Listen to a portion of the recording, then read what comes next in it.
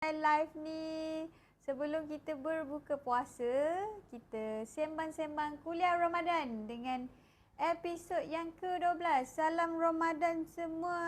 Cek. Sekejap. Okay. Tak ada. Salam Ramadan semua. Komen. Komen okey ke tak? Suara clear ke? Suara tak clear ke? Lag ke? Cuba komen dulu. Komen dulu, share. Ni okey. Tap screen. Salam Ramadan. Hari ni kita nak membincangkan topik kaedah berpuasa untuk pesakit gastrik dan GERD. Bagi orang yang ada GERD dan gastrik tu, kita nak rungkaikan mitos-mitos, stigma yang kebiasaan.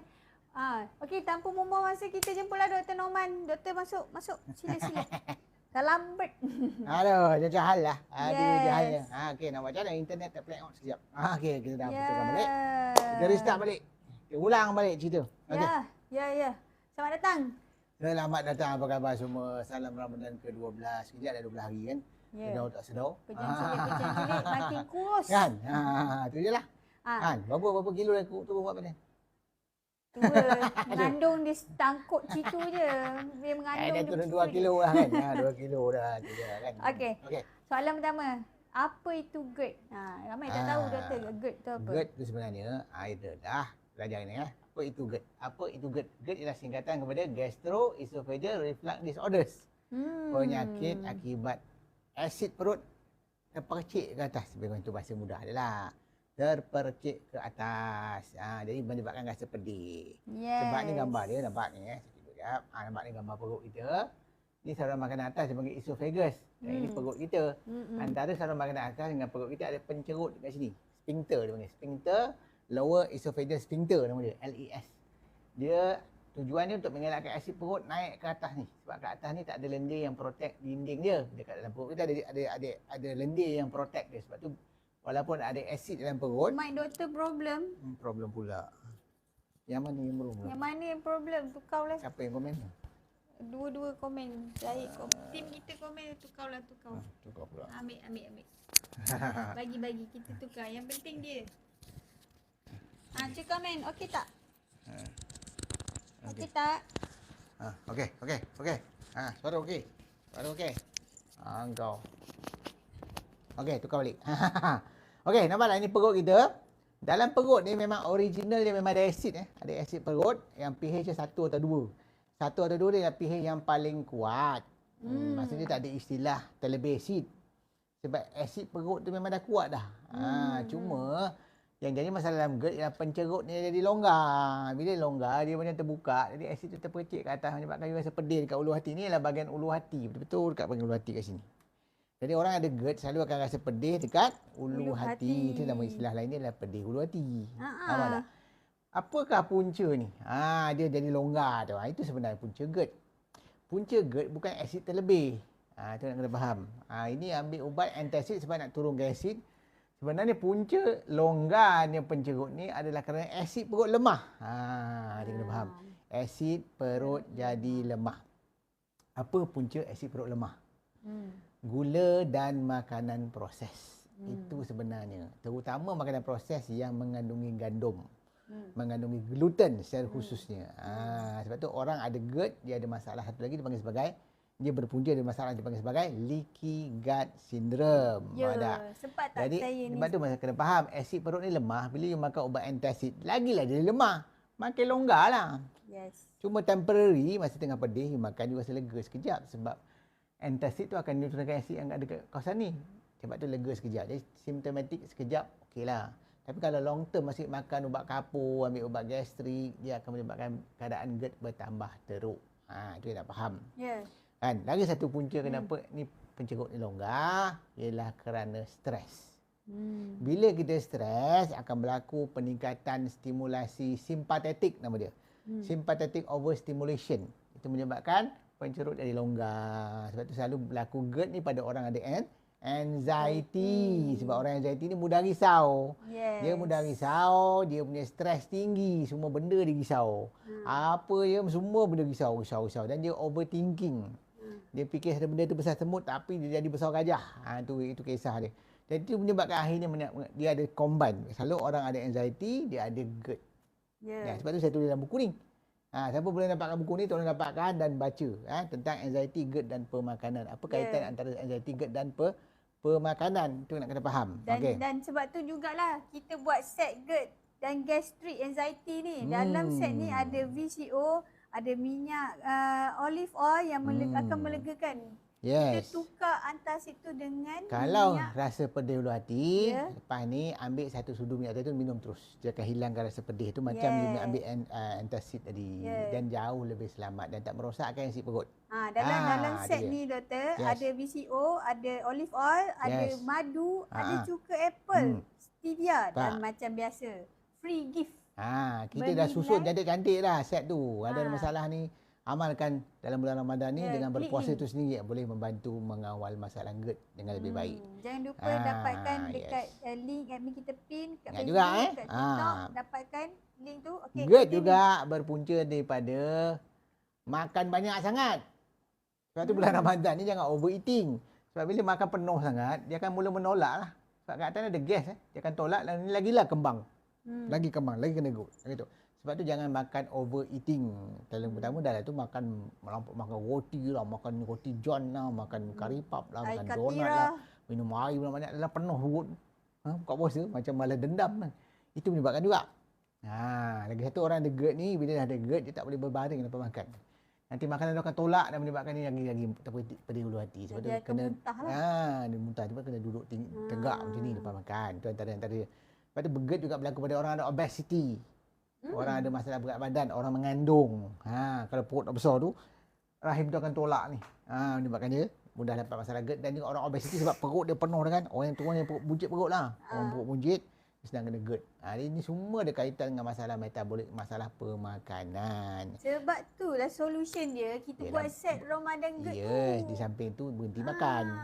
Makan pun kena berhenti, namanya puasa. Sebab tu ada yang tanya, orang mengandung boleh makan ke pedih ulu hati? Memanglah, ini solusi dia kan ambil ubat antacid banyak-banyak. Orang mengandung makan, amalkan minyak zaitun, minyak sihat tu kan. Yang kita akan kenyang lama. Jadi kita akan kurang makan. Tak adalah melantak makan tu kan. Makan biasa-biasa je. Bagi jawab soalan Tengku Ashraf, boleh dapatkan set GERD gastrik bagi ibu mengandung, sangat sesuai. Tengok ni. Ni GERD ni. Apa simptom-simptom yang berlaku? Kadang-kadang orang GERD selalu senang muntah. Muntah. Dan dia rasa masam dia muntah. Lepas tu kadang-kadang dia rasa susah nak menelan. Dia rasa tekak ni sangkut. Selalu komplain tu. Doktor saya rasa tekak saya. Ni tak boleh nak telan. Rasa macam ada sah. Itu semua tanda-tanda GERD tu. Lepas tu rasa tekak kering. Dia rasa haus. Dia rasa macam kadang dia rasa masam. Dan perut sakit. Perut sakit, mulas, angin. Kadang-kadang sembelit. Kadang cek berit. Pada yang paling utama adalah pedih ulu hati dan kembung. Ini simptom-simptom GERD. Perut tak sekolah. Ini semua tanda-tanda simptom GERD. Lepas tu kalau pergi hospital, pergi klinik, biasa doktor akan bagi ubat antacid. Untuk long term dia sebenarnya memang akan merosakkan sistem penghadaman. Sebab asid yang kuat diperlukan, penting untuk sebenarnya merawat GERD. Sebab tu solution pada masalah asid lemah ialah kita kena minum air asid. Bukan minum cuka getah. Cuka apple, cuka kurma, cuka tin, cuka delima, cuka hoton. Tak lama cuka lagi kelapa, cuka nipah. Semua cuka-cuka ni bagus sebab dia mengandungi acetic acid yang akan meningkatkan balik asid dalam perut dan akan pencerut akan jadi kuat balik. Tapi satu je lah, jangan takut sebab orang anxiety kan. Dia orang ada GERD, ada anxiety, dia semua takut. Minum cukup tak bahaya ke? Perut tak bocor ke? Ini soalan-soalan yang biasa kita dapat lah tu. Saya dah 8 tahun makan, perut aku belum bocor lagi. Tak ada bocor mana kan? Sebab kita selalu dapat maklumat yang salah. Sebab tu nak kena betulkan balik maklumat tu dengan ilmu. Faham tak? Cuka buah ni, cuka apple, cuka kurma, cuka apa ni, pH dia rendah, 4.5 je. Berbanding dengan original cuka yang, asid yang ada dalam perut ni, pH 1 dengan 2. Perbezaan 1 sampai 4.5 tu, beza dia 100 ribu kali ganda lebih kuat. Maksudnya original asid dalam perut tu memang dah kuat dah. So tak ada isu nak minum cuka, tak ada bocor perutnya. Efek dia. Sebab tu kena try. Sebab cuma kadang-kadang sebab you tak biasa dan you takut. betul. Tak biasa dan takut. Bila minum terutama cuka apple yang jual kat luar tu lah kan dia. Yang Agak kuat. Ada brand dia tu lah kan. Mana nak sebut brand lah. Bila makan juga tu memang akan pedih sikit sebab perut tak biasa. Sebab yelah bahagian atas ni dah ada luka sikit. Bila kena tu memang rasa pedih. Dan dia cepat panik. Dia pula takut. Menjadi-jadilah. Sebab tu ambil cuka yang lebih mild. Kalau lebih mild antara banyak cuka, antara cuka delima dia lebih mild. Cuka Hawthorne lebih mild. Cuka kurma juga lebih mild. Itu lebih mild lah, boleh senang nak tolerate. Dan bukan minum cuka terus. Kaedah nak minum cuka, saya ulang balik. Ni tadi korang tanya lagi dia. Ya Allah, sampai beribu kali aku ulang dah. Ambil 1 sudu cuka, campur 1 gelas air. Letak dalam air tu. Macam kau baju air sirap. Lepas tu letak stevia bagi dia manis. Barulah sedap kacau-kacau. Minum. Itulah kaedah dia. Bukan pergi ambil 1 sudu cuka minum. Memanglah pedih. Ni ada orang tanya. Boleh tambah ais ke? Lagilah bagus. Lagi sedap. Minum air ais tak ada isu pun. Air ais pun sihat, air panas pun sihat. Tapi cuka campur air panas tak sedap. Mana sedap? Air cuka sedap campur air sejuk. Minum air sejuk. Ni ada stigma ni. Air sejuk tak elok untuk kesihatan. Itu semua merepek. Kita ni terlampau banyak mitos karut. Terlampau banyak stigma-stigma yang tak betul, yang tak berdasarkan sains. Tak ada isu pun air sejuk, air panas. Cuma kalau air kopi sedaplah panas. Air teh ke kan sedap panas. Tapi kalau air cuka, air limau sedap sejuk. Minumlah air sejuk. Apa isu ni? Tak ada isu pun. Lagi satu ni jawab soalan. Kalau kurang segelas air boleh tak? You buat sendirilah. Dia pekat lah cerita suka dia. Suka hati lah. Kalau suka pekat, hati. Sebenarnya macam kita campur bancuh air sirap lah. Suka hati lah. Jangan diupa punya sirap sudah lah. Kan? Suka cair. Try lah cair. Boleh kan. Tak ada isu pun. Tak ada apa-apa. Dia sekadar minuman. Dia bukan ubat yang macam kita nak makan ubat mesti ada dos je. Ni sekian dos. Kalau lebih dos mampus. Tak ada macam tu. Tak ada. Kalau kita lebih minum 1 jam, 2 jam pun pergi toilet lah banyak kali. Itu je lah. Tak ada apa pun. Sebab tu kena belajar dengan betul. Jangan dengar entah apa-apa merepek. Lepas tu tanya orang tak tahu. Masa sahur pun kita minum cuka. Dengar dia dekat doktor tidak belajar ilmu pasal cuka dekat medical school. Masa dekat universiti, belajar kat kolej perubatan tak ada silibus saja pasal cuka. So tak payah tanya dia orang lah.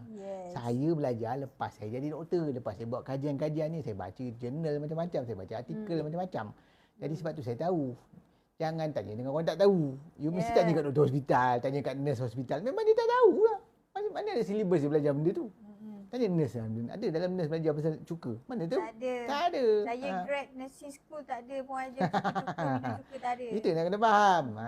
Itu yang nak difahami bahawa sebenarnya minum air cuka, minum air limau sangat membantu masalah GERD. Sebab tu jangan lupa dapatkan set promo GERD. Apakah benda yang aggravate acid reflux GERD ni? Makanan proses nampak tu. Donat lah apa, burger apa karut tu. Dia makan benda-benda tu yang kena pantang. Bukan pergi pantang cuka.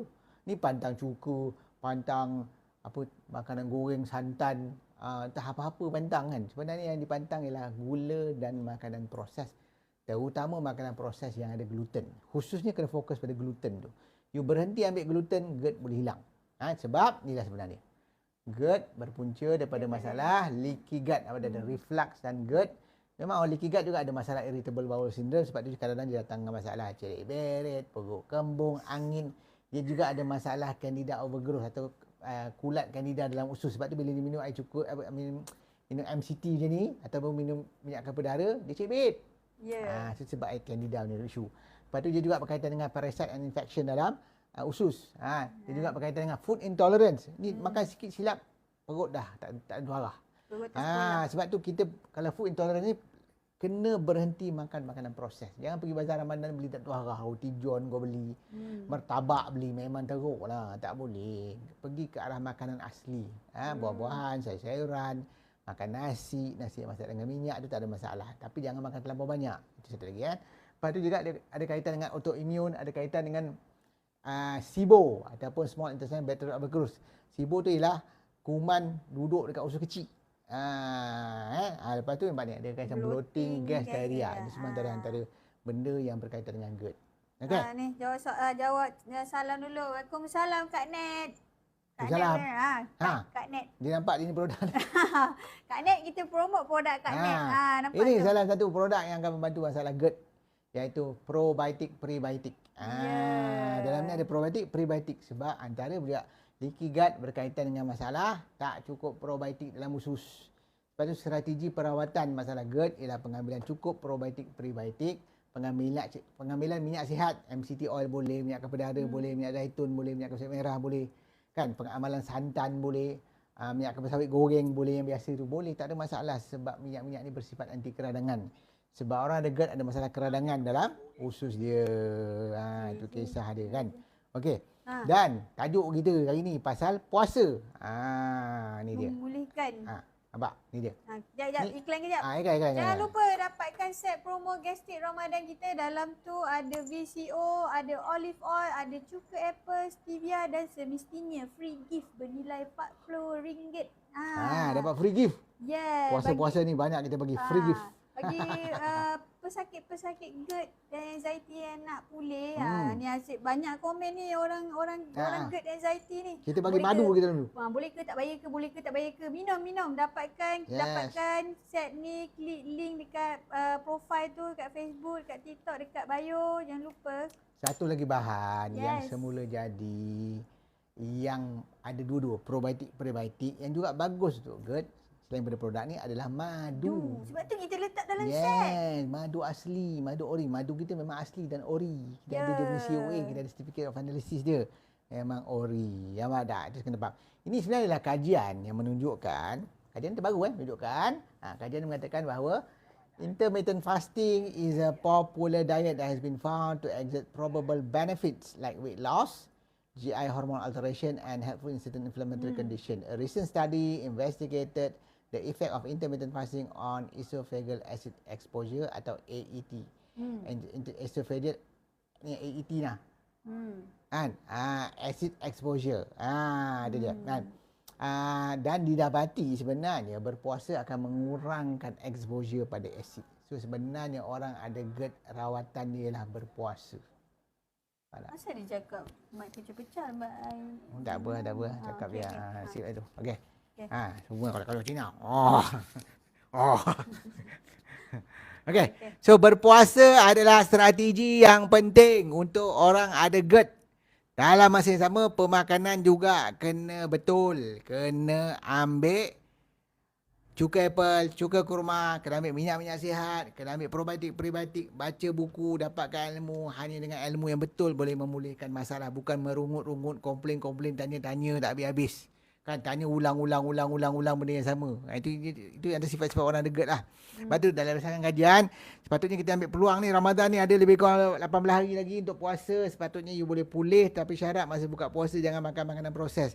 Jangan makan makanan ada gandum, makanan yang ada gluten.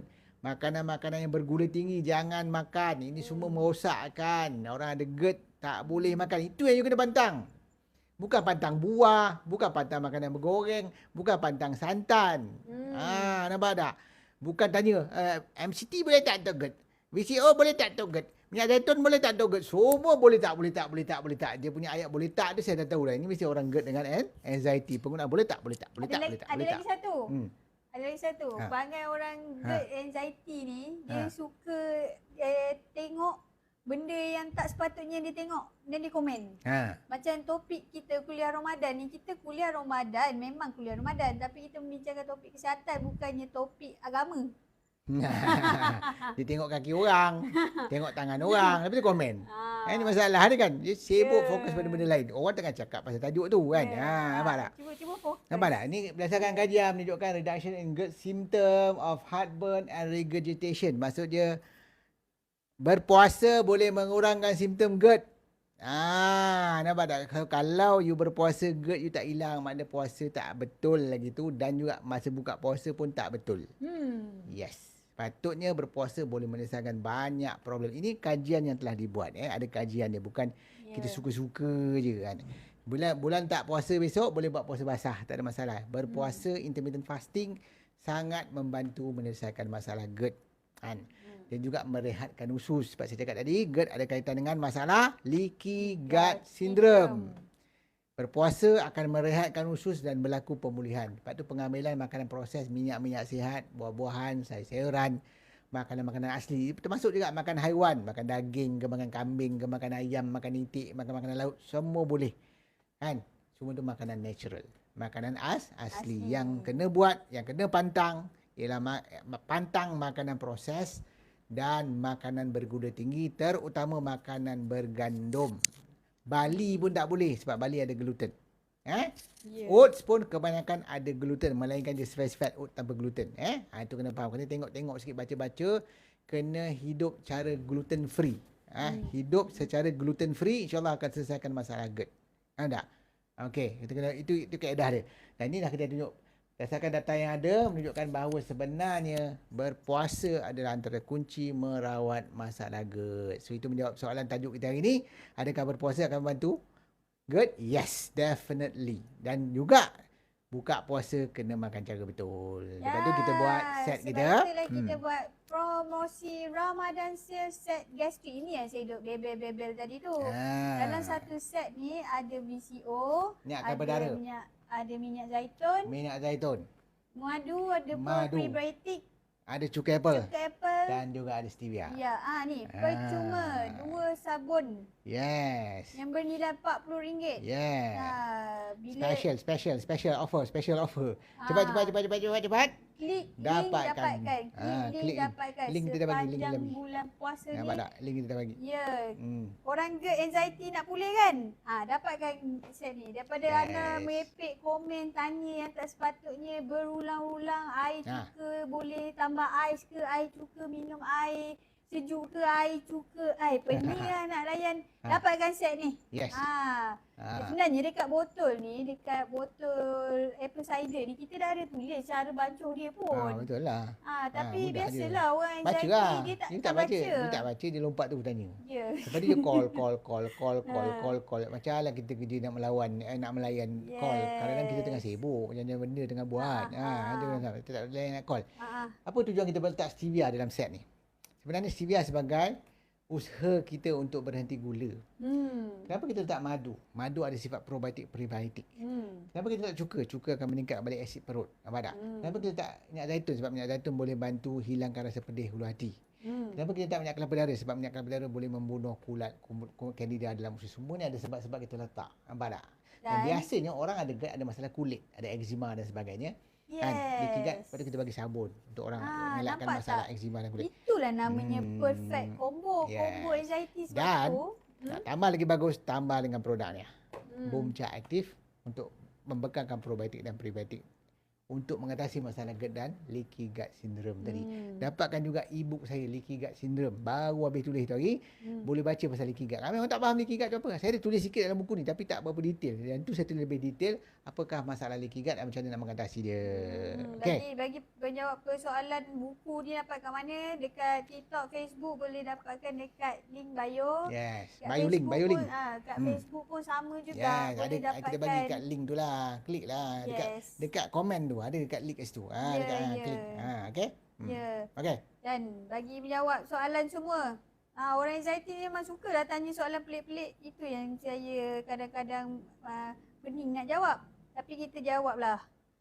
Minyak kelapa darah tu letak dalam nasi masa masak nasi. Ya betul. Letak dalam masa boleh. nak tanak nasi. Minyak kelapa darah boleh letak dalam nasi. Nak minum terus pun boleh. Nak letak dalam lauk pun boleh. Nak goreng telur pun boleh. Macam kita masak santan lah kan. Kalau masak rendang nak tambah sikit pun boleh. Nak masak lemak kita tambah sikit pun boleh. Nak letak kari tambah sikit pun boleh. Tak ada isu pun. Sebenarnya kepelbagaian penggunaan minyak ni sebenarnya sangat versatile lah. Kita boleh guna macam-macam. Nak letak dalam kopi pun boleh. Cuma jangan letak air sejuk lah, dia beku. Letaklah air panas. Itu je kan. Lagi satu, kita tak ada kedai kat Batu Kikir. Kita tak ada. Outlet kita ada 3. Okey, saya recap balik daripada puasa pertama sampai puasa outlet kita nama dia Afia Living. 12 ni saya akan recap balik lah. Kita ada 3 outlet. Satu di Nilai Square. Kedua, Shah Alam, Seksyen 7, belakang Unisel. Ketiga, dekat Melaka, Taman Merdeka Permai, belakang Pasar Borong. Hanya 3 outlet retail Afia Living yang kita panggil. Bagi tempat lain tak dapatlah promo. Ya, itu tak ada. Batu Kikir tu bukan. Salah lorong. Ya, dah jual. Tak ada. Bukan saya punya, dah dijual. Dalam proses nak tukar nama. Okey. Mana ada pendosa, mana ada rendah gluten, tak ada maksudnya rendah gluten apa benda tak ada benda rendah gluten. Dia sebenarnya ada gluten atau tak. Cuma Cuma orang ada GERD ni kita galakkan biar hidup gluten free. Elakkan gluten sepenuhnya seboleh yang mungkin. Itu je kan. Mic ni problem lah. Yes. Nak promo sikit. Okay. Dah kita tukar. Cakaplah. Biar doktor saya cakap. Dengar semua. Jangan lupa dapatkan set promo gastrik kita, GERD. Dapatkan. Dalam ni ada VCO, madu, olive oil, cuka apple, stevia dan percuma sabun untuk you all, untuk cantik. Jangan lupa dapatkan, klik link dekat bawah, klik link.